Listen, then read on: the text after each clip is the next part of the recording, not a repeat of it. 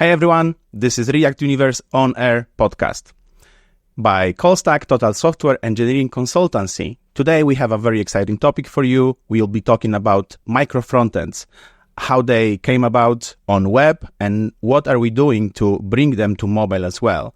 To discuss those topics, I have a very good guest with me today, Zack Chapple, co-founder of Zephyr and current CEO. Hey Zack, how are you? Good. Hopefully I'll be CEO for a little bit. Yeah, we hope that. And also Jakub Romańczyk from Callstack, maintainer of Re.Pack. Yeah. Hey, how's it going? Yeah, we're good. So, guys, let's talk about microfrontends at first. So, Zack, maybe you can bring some clarity to this topic. Maybe listeners of our old podcast, the React Native Show, don't know much about them. So what is this architecture about? What does it enable? And how did we get there? So it's actually kind of a fun journey. I'm sure a lot of us, if you've been in development for a little bit, remember when microservices first became a thing. We had really monolithic backends, and then we would decompose them into microservices. And it was mostly around organizational changes, trying to decompose things that people can ship independently, but also there was some interesting performance ramifications of that. And I believe it was 2016, Michael Gears actually wrote a book on microfrontends. And at that time, he put together a canonical example around tractors. So if you're wondering why everything around microfrontends is tractors, it's because the original book had tractors. And he was, I think he's either German or Austrian. I forget where he's from. But yeah, so that was the big thing on how that started. And basically, just a way for you to be able to decompose your front end like people did in the back end. That's the easiest way to describe it. So what would be the ideal use case for micro frontend on web? Can you explain one example of why we should use micro frontends in which use cases? It's funny because I actually did a LinkedIn post about this last week. Because my CTO and I, Dima, we were on a call and someone's like, well, when do you actually decompose a micro front end?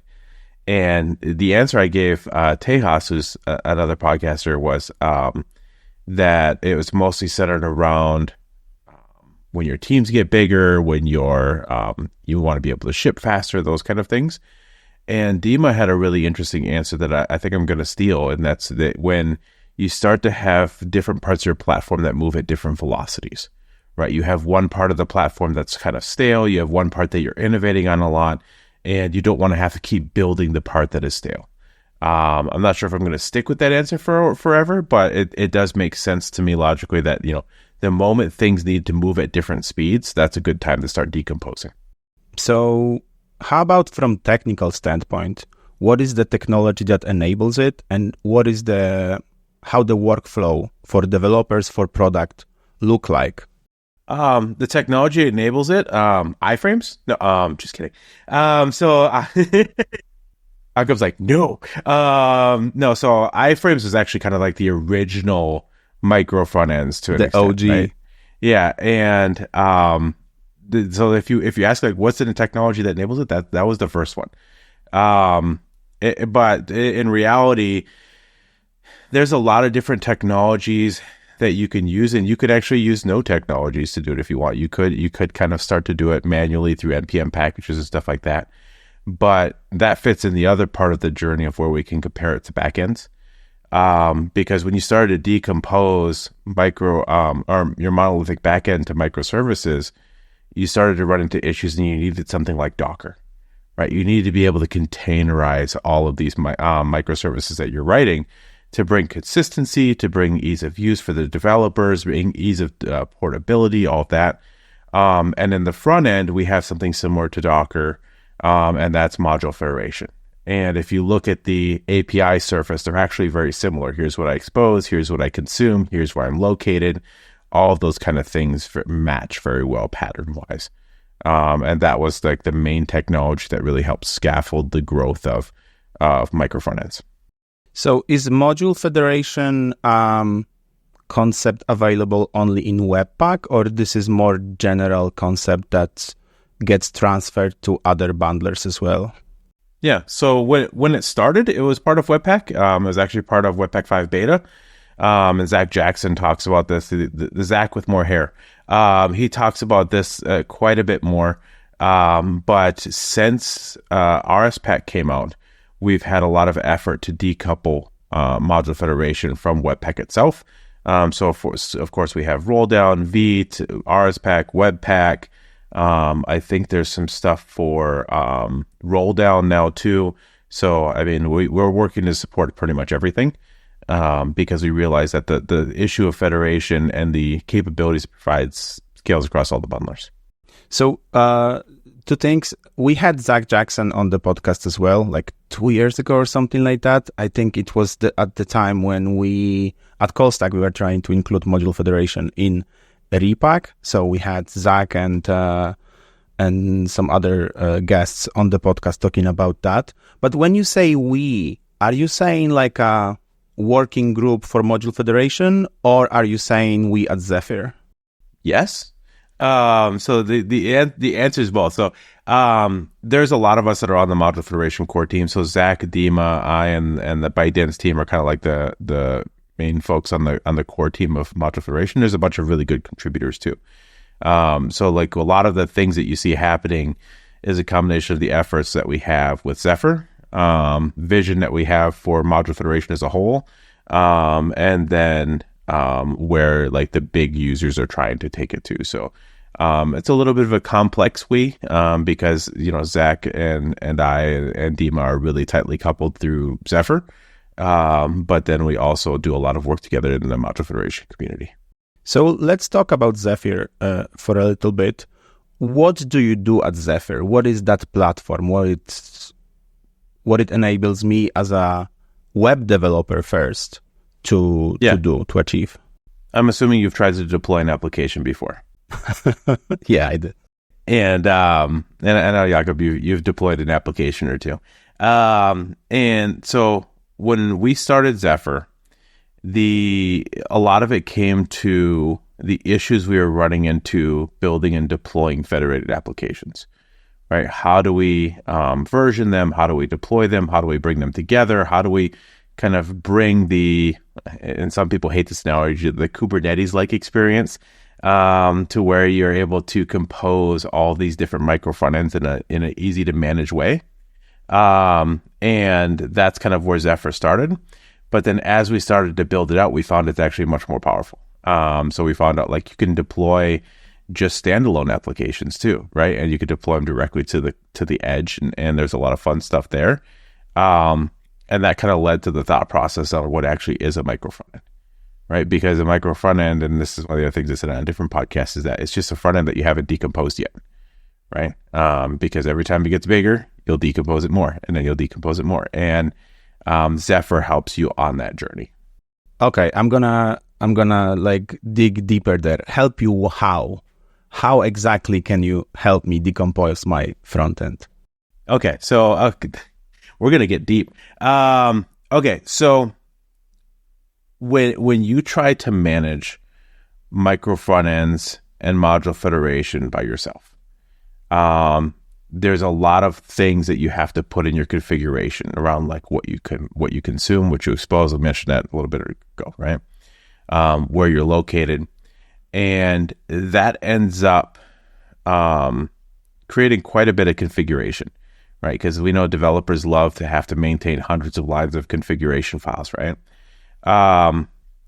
That becomes painful, and then as you move through environments, and as you move through the development lifecycle and begin to decompose more, you have more and more configuration. Zephyr abstracts all of that away and just does it for you. You just now can say, I consume the header, I consume the footer, and we're able to resolve that based off the environment and the configuration and the versions and all that for you. The other part that's a little bit challenging is kind of like when you're working with microservices, you have to spin them all up in order to actually be able to use your application, right? With micro frontends, it's the same. You have to build and run the shell on your local machine. You have to run the header and the footer and all that kind of stuff just to be able to use and develop on your application. With Zephyr, we're able to compose environments together So you can go to like a staging or a QA environment and then hot swap in the thing that you're working on in local development, saving you a bunch of build time and compile time and basically development energy to be able to actually move forward. Okay, thanks. That wasn't that deep, but I got my answer. Thank you so much. Kuba, you are awfully quiet today. Not like you. So maybe I'm gonna direct some questions to you as well. Sure thing, yeah.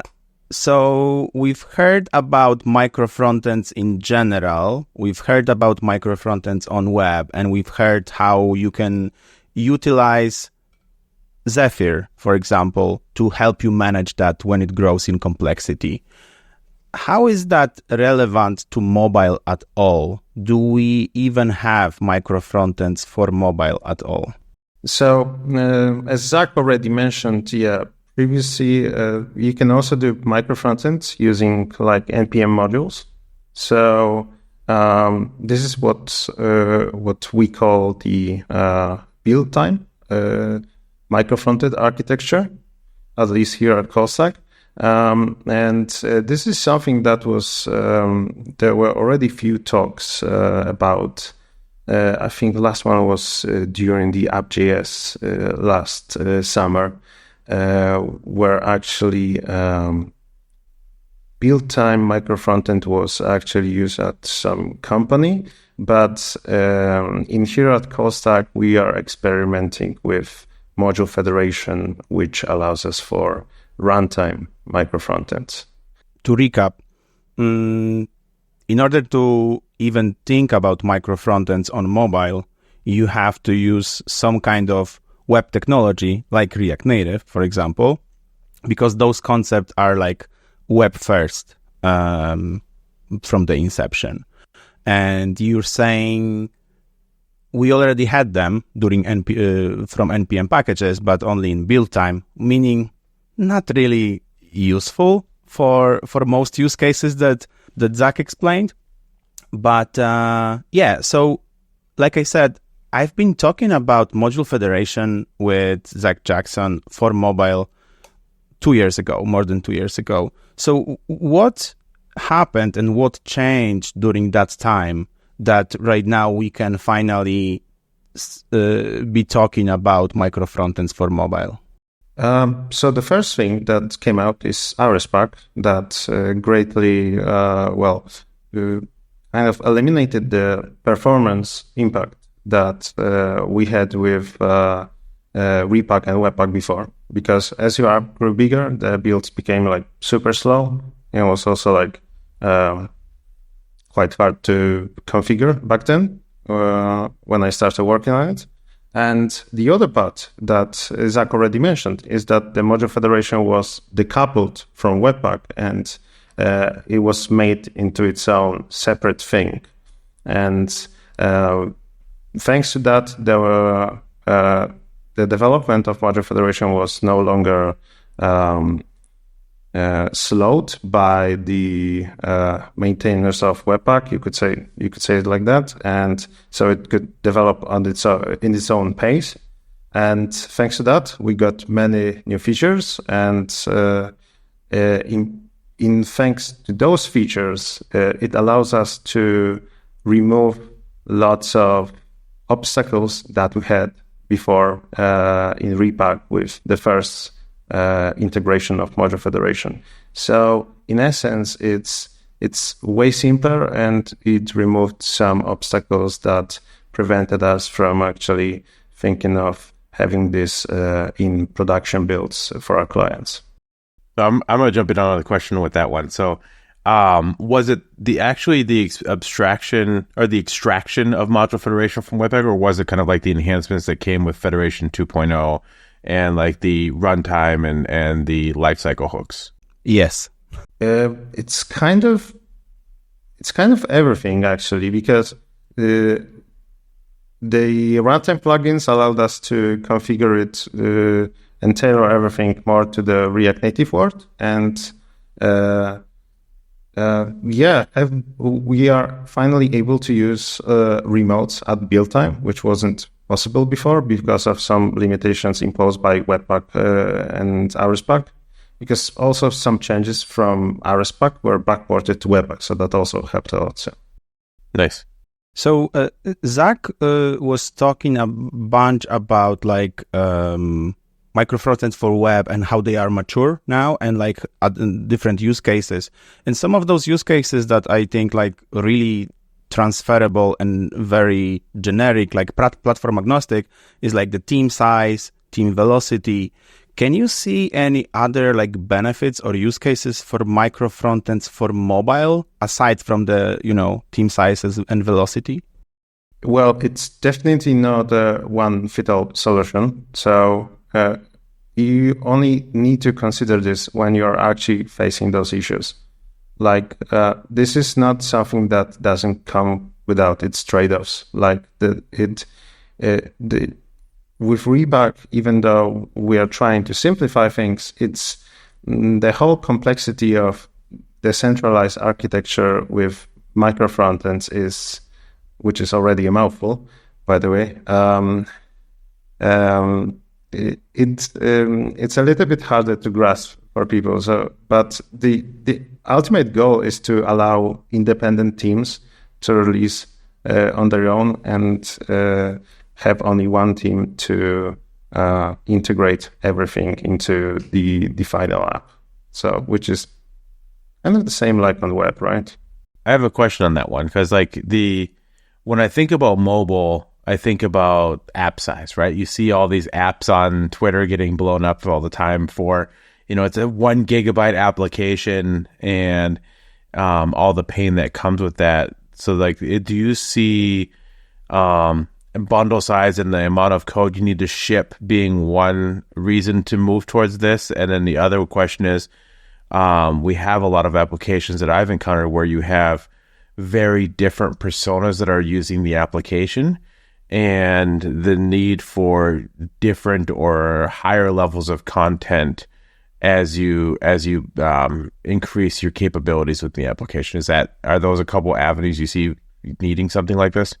Yeah, so micro frontends and Module Federation definitely helps with making some parts of the application lazy loadable. So you can actually start with a rather small bundle size that you can put into the App Store and then only download what's needed later during the app runtime.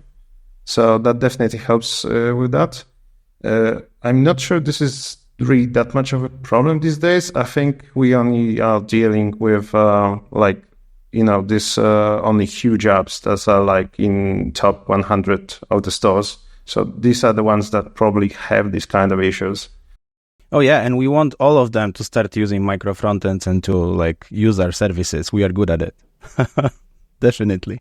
We want those. Like I can see your point, Zach. Like the example that comes to my mind is the trade-off between releasing, let's say, 25 different targets for different markets that have some certain screen that are needed for that market specifically, or for legal reasons, or for cultural reasons. Or you can just ship one app to all of them, and then based on the user location, just lazy load the modules, the screens that you need for that particular environment.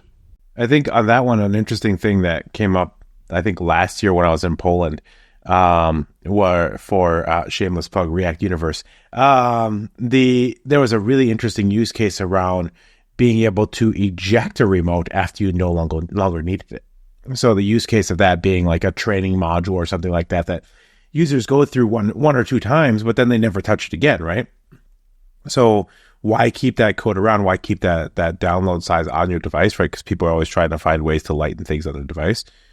With what we're building with Module Federation and Microfrontends on the mobile, we're able to eject and collect the garbage of that federated remote and actually offload it off the device, which I think is a very interesting concept. Yeah, since the bundle is split into multiple files, it's just easy to pick which files you can eject after some times of them not being used. Yeah. I can also think about one challenge for mobile that doesn't exist maybe as much on the web, because on the web, like when you go to a web page, when you go to URL, you almost always get the newest page that's out there.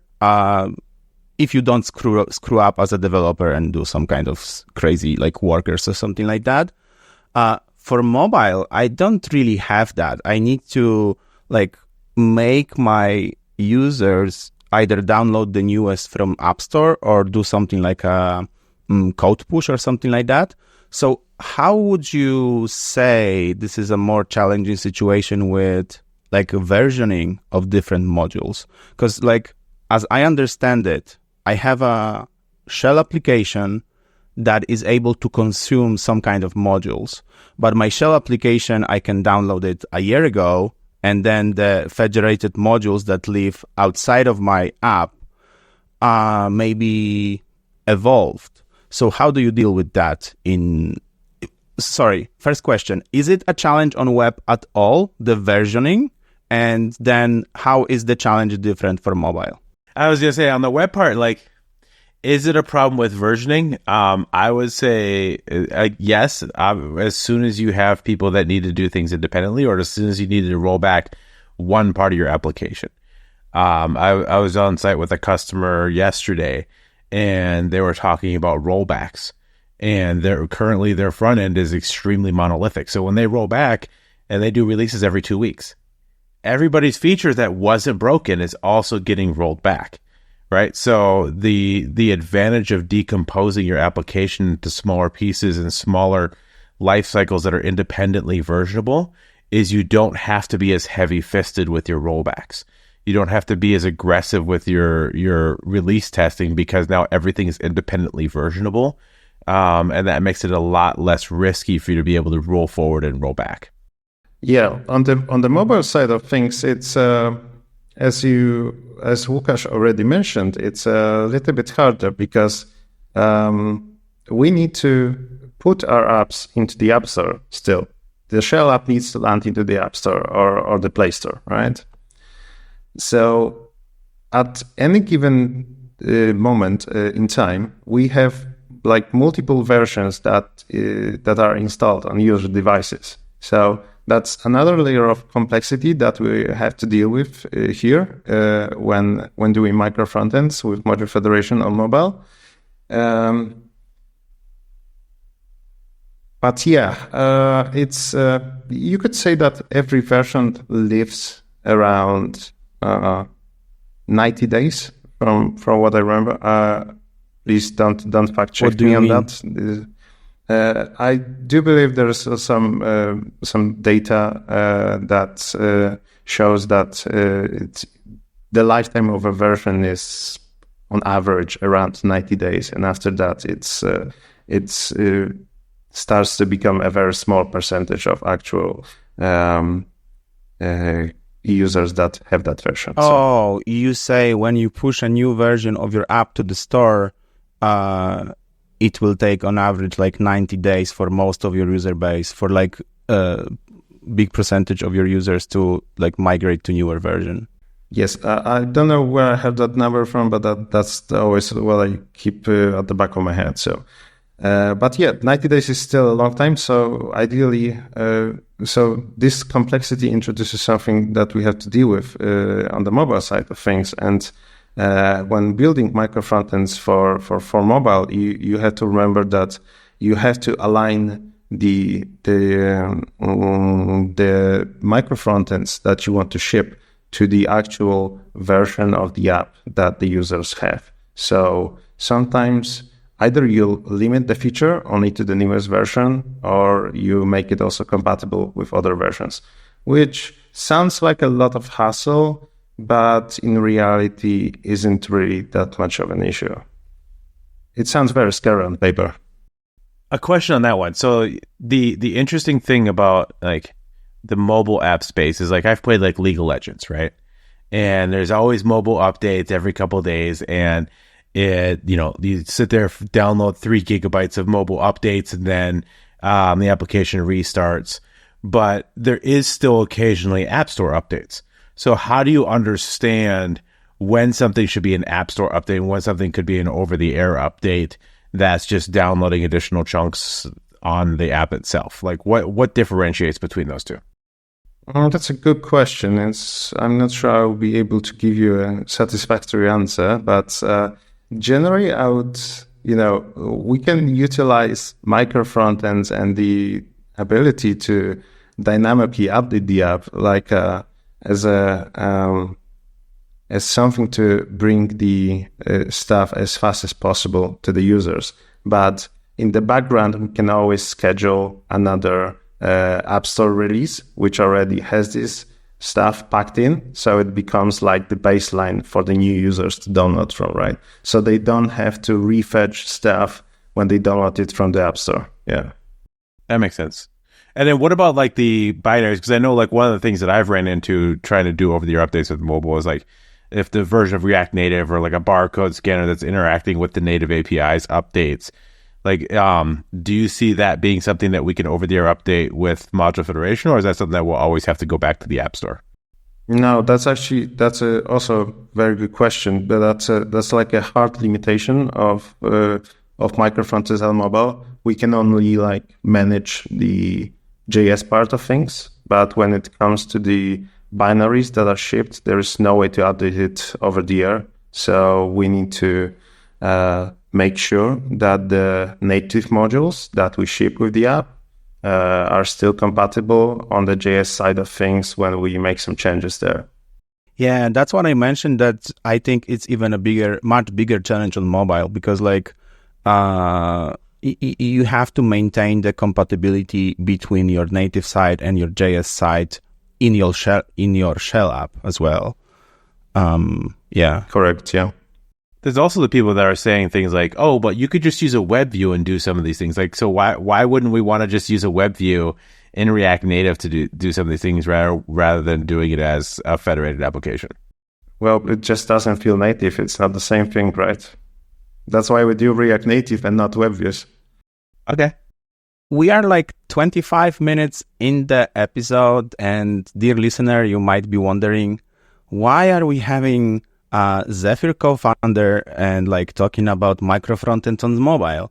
Well, maybe we can ask Zack and Jakub what you were guys working on recently. What kind of fun integration between Zephyr and mobile you came up with? So so one of the things that we're doing with Zephyr is kind of a concept called Acceleration Weeks, which is basically a glorified hackathon where we bring in like really incredible community members and partners, and we do a hackathon with a customer of Zephyr.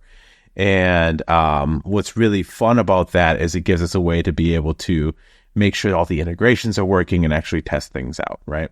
And in the one that we did, I think it was between Thanksgiving and Christmas, or it might have been before Thanksgiving. I forget exactly when it was. It was even before Thanksgiving, yeah. Okay, yeah. So before Thanksgiving, we did one, and we actually were going full federated the entire stack, which is pretty much unheard of. And we had Module Federation running for our node-based Nest.js powered Lambdas that were doing hot module reloading in a running Lambda with new versions of federated remotes for APIs. And we that's the back. Then we were doing it in the web, which that's less scary and things that we've done before. But then kind of like in a world first, we had the same thing happening with mobile. So Jakub was up there doing demos with the team, and we were hot module reloading and doing over-the-air updates and doing all kinds of really fun stuff with mobile applications in a live demo. And that was really fun to see because we had a production application, and it was really fun because like, oh, the application's broken. Let's go look at this logging tool and see where the error is. And like, oh, here's the error. Let's go do a release. And because releases with Zephyr are sub-second, it was literally a drop-down, new versions available, refresh the application, and now you see confetti. So like it was a really fun journey. So I think maybe you could share a little bit on like what that was like from the mobile side, because like on the web we're spoiled. We've had that for a while. I think it was new for you on the mobile side. Yeah, I still can't believe how smooth the demo actually went. That there was like everything went perfect there. So yeah. What we did, we integrated the Zephyr with the mobile side, which was still very experimental. It allowed us to deploy one version of the microfrontend, download it on the app, and then we managed to, create a situation where we actually shipped a bug to production, and then we were able to quickly roll back that version to the previous one, and the app was up and running back in like under a minute or something. Like the whole deployment was, like Zach said, from the Zephyr Cloud point of view, it was under sub-second, but for the user, it was like, I think in total under a minute. So yeah, still a wonderful time. And faster than an App Store review. See. Definitely, yes. That's a don't say that. Don't say that. No, I think Tim Cook, that's please don't block our apps from your store. Yeah. Well, no, I think that's an important thing to highlight. Like we're not trying to bypass the App Store as a concept, right? What we're trying to do is give people the flexibility to be able to do smaller and more granular updates with control, right? And I think that's the really powerful aspect of what we're doing, because a lot of the people that really need this are very compliance heavy, right? Or they're very large teams, and they're going to continue to have their same release flow and their same App Store approval flow and all that kind of stuff. But as they start to decompose and as they start to find which parts of their platform are less risky or which part of their platform is less prone to compliance, like those are really good opportunities for those kind of people to, it's a training video. Great. We can update that over the air. It's a module that's only for administrators. Okay, great. We could update that over the air. For consumer-based stuff, it's going to be super exciting, but I think a lot of the folks that we're targeting are the people that are experiencing the most pain right now in the enterprise space. I think this is what you just said is a very similar story that we had with Code Push in the early days. Everyone was pretty scared of using Code Push because, is this not bypassing the App Store regulation or something like that? And as long as you keep your app the same, meaning this is still the same app, it still does the same thing, but I'm just fixing bugs or I'm just updating those screens that don't need to go through a painful App Store review, I think we're in the green there. The problem happens when you develop to-do app and you start making weather updates on it. Well, yeah, you change a to-do app to a video game or to a messaging app. Like those are very different things, and I think that's a good way to get Apple and Google angry at you. So from your stories about that hackathon, what I got was you can use microfrontends on mobile using Re.Pack and Zephyr, correct? Uh-huh. So, question to you, Zach. I've done a fair bit of TV development using React Native. And some of the tools that we used for TV in React Native, in this development workflow, some of the services are not really ready for TVs. So I would have something like create a new app. What kind of app? I want to click TV app there, but there's no TV checkbox. I need to go, okay, this is a mobile app created with React Native, but it runs on TVs. So what would you say is the state of Zephyr readiness for mobile? Because you have this very powerful system, very powerful platform for web. How is it different between web and mobile on the technical level there and from developer workflow level? So I'll give the Zephyr CEO answer, and then I'll give the I'm a missing the time when I could actually push code on a daily basis. So the Zephyr CEO answer is the way Zephyr works is we hook into your existing bundler, your existing pipeline, and we just assist with the publishing and coordination of files. So we don't completely change how you're bundling your application. We don't change how your development workflow is as a whole in a forceful way, right? what we are is enablers, and I like to say we're a side effect of your existing build, right? So from that standpoint, we're in a very mature spot. There was a little complexity around how we handle binaries and assets that are being generated by Re.Pack and for the mobile space, because there's Android and iOS, and there's differences and outputs and all that kind of stuff. So we had to do a little bit of work around the plugin for that. But that's all it was, is writing a, Re.Pack and native plugin to be able to make those things easier. It wasn't we have to re-architect Zephyr to make it work with mobile. So that was really nice.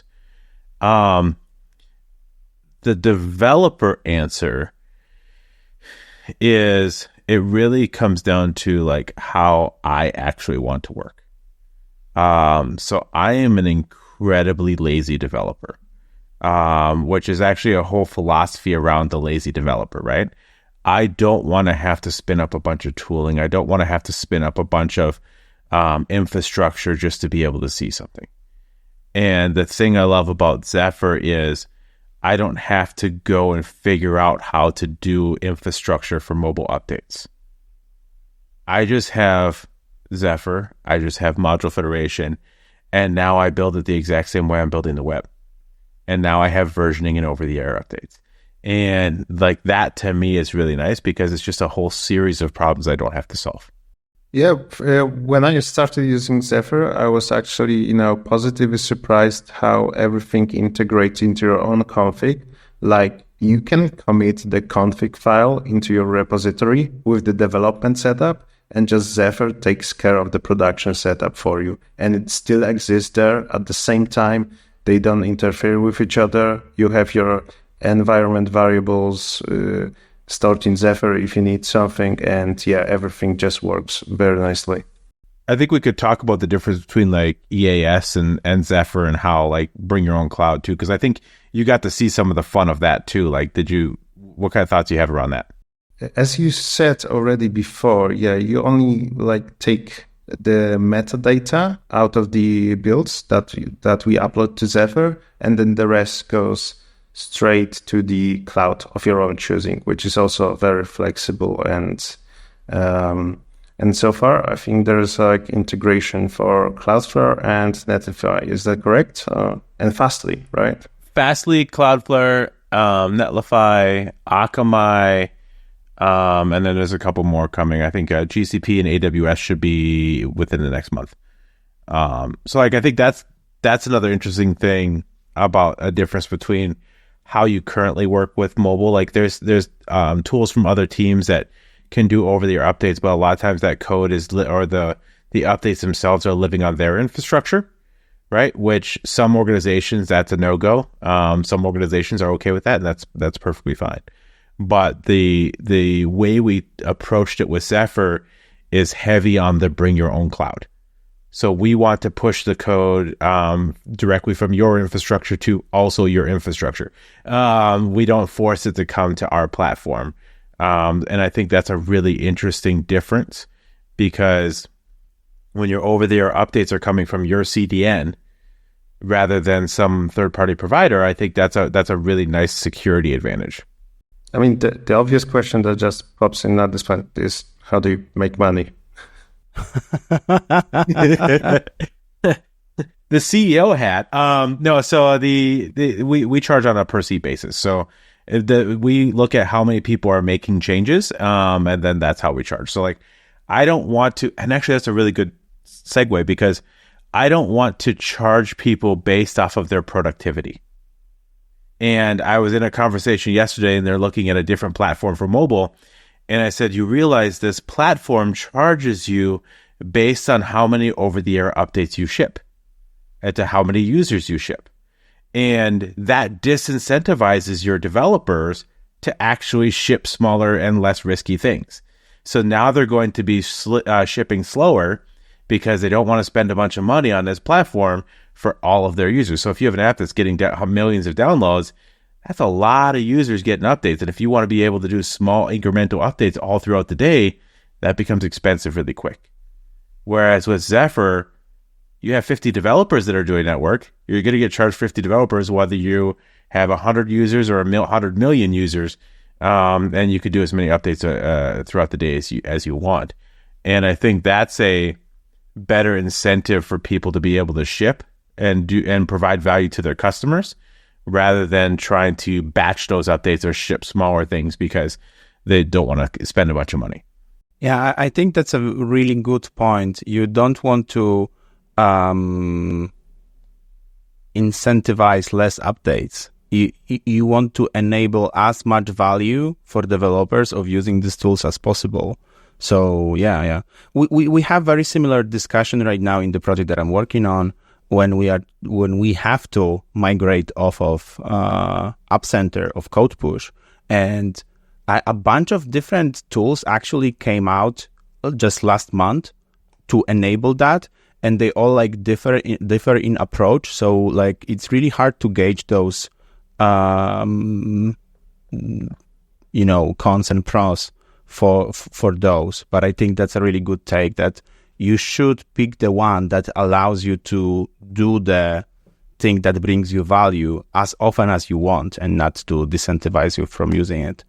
I want to talk a little bit about the existing integration that you have, and like what is the feedback from customers, from developers of using module federated React Native Re.Pack apps with Zephyr.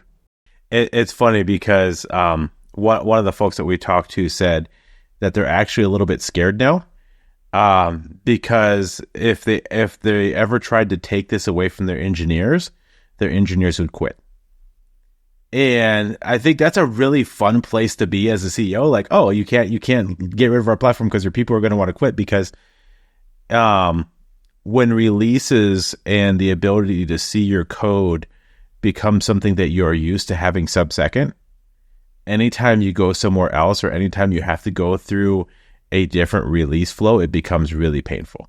So, that whole shift in mindset makes it very sticky. And that's why one of the reasons, like, well, why don't you have really hard vendor lock-in? Are you worried about people leaving the platform?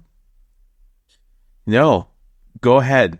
You'll be back to having pain. It's one of the things, like, I want to make Zephyr so compelling that engineers don't see a different way of working, because they get so used to being spoiled by everything being sub-second, and being able to see their changes in production without actually releasing them to end users, being able to, not have to have their laptop running for someone to be able to see what they're working on. Like those kind of things are now a reality with Zephyr. And the feedback we're getting from customers is like, there's a whole bunch of tools and platforms they're able to cancel their subscriptions on, and their developers are happier and they're more productive.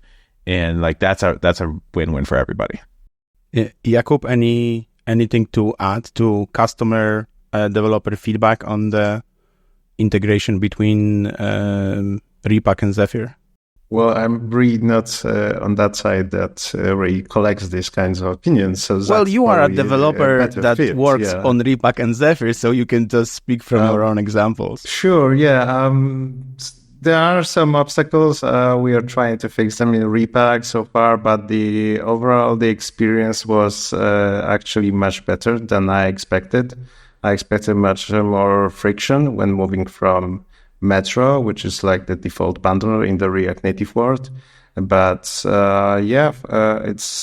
it just means that we are going in the right direction, and few more obstacles ahead of us, and we'll be in a very good place. Hopefully. Cool. Kuba, what can we expect from Re.Pack 5? Like, what are the newest things there? Like, should we all start doing microfrontends on mobile with React 5? Re.Pack. Yeah. So the biggest two features are support for Rspack, at the same time still supporting Webpack, and also the support for Module Federation 2. Which is already quite a lot of features. And, at this point in time, we still haven't released the stable version of Re.Pack 5, which is coming very soon, actually. We're just finishing up on the last sort of issues and finalizing the docs. But it's coming very soon, I promise. Next week? we are publishing a new RC version like every week. So yeah, you can always try it if you are very eager to do so. But yeah, at this point, this should have been already Re.Pack 6, but yeah, it is what it is now. Rspack support for Rspack is a big thing because it brings enormous improvement in performance to the bundling speed. Some of the apps I've tried migrating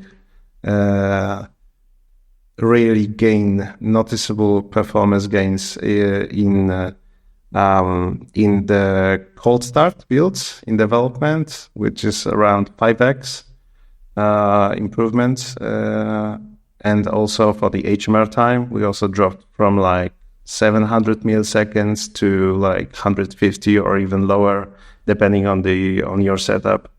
So overall, Re.Pack 5 still stands for 5x improvement across the board in terms of performance. I jump in on that, and that's before you haven't moved Re.Pack to 1.2.0 of Rspack with the persistent cache, right? Not yet. Yeah, it's still cold builds every time, so we are not using any sort of cache, but it's like super fast nonetheless. So persistent cache will only make it like if you bundle the first time and we run the second build, then it's gonna be like super fast again. So it's gonna be like, I don't know, sub-second builds maybe from the start. Yeah, I think there's a couple interesting things on that. So like with Rspack 1.2.0, I think it's still it's in beta now. The Rspack team added persistent cache, so that's probably going to help with the cold start as well as I think they said that helps with the HMR speeds as well. And then also like, does the NX cache also impact that too? Because I know you look a lot of the raw Re.Pack stuff. Like, does the Re.Pack cold start get impacted by the NX cache as well? I'm not sure the two actually interact because, for the development, it's mostly just in-memory cache of the dev server of Re.Pack, so there's no overlap there. We use NX inside of Re.Pack repository, but yeah, that's just for building the library itself. So, okay, guys, we're gonna wrap up this episode really soon, but like one last question to both of you, and maybe Zach, you can start. If there is one thing that you want people to take from this episode, either this is encouragement of using microfrontends with Re.Pack, or this is the discouragement of using microfrontends at all, or maybe it's like, a plug for some good learning material about that, what would it be? I think it would be to be open to challenging the assumptions on how you work. Because a lot of times we get stuck in a mindset that we've always been in. And in reality, most of the development practices have not changed. We're still basically zipping a bunch of code and FTPing it to a server somewhere. What that server is, whether it's a triangle or a cloud, like it's being FTP'd over to somewhere and being deployed. And I think if you start to challenge the assumption on how you work and how you can work, you'll find that there's a lot of things available, and Zephyr is just one of them that can increase your productivity. And it's not just for web, it's for the entire stack that you work in.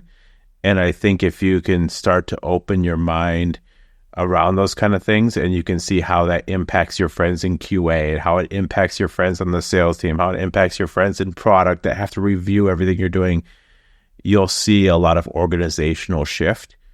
And we've started to see the impact of that with several folks already. But the bigger challenge wasn't actually the technology. It was the mindset and the thinking about how they work. And I think if that's one thing I can give to people, is to just keep an open mind on how you work and how you ship code, and remembering, why you're actually doing it. Nice. Thank you so much. Kuba, anything to add? That's a good one. I'll back Zach up on that. And on top of that, I can only, do a shameless plug of trying out Re.Pack 5, the RC version. Maybe there's still something we need to fix. Yeah, and especially if you're interested in microfrontends on the mobile side of things, then yeah, Re.Pack is right now the way to go. So yeah, that's that.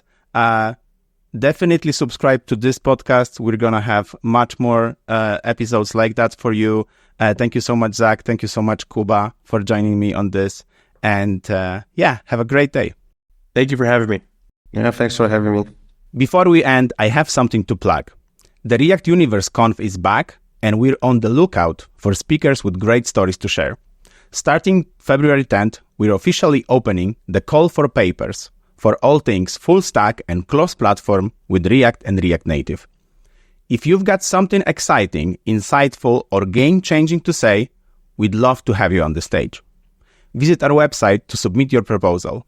Let's make React Universe Conf 2025 unforgettable together.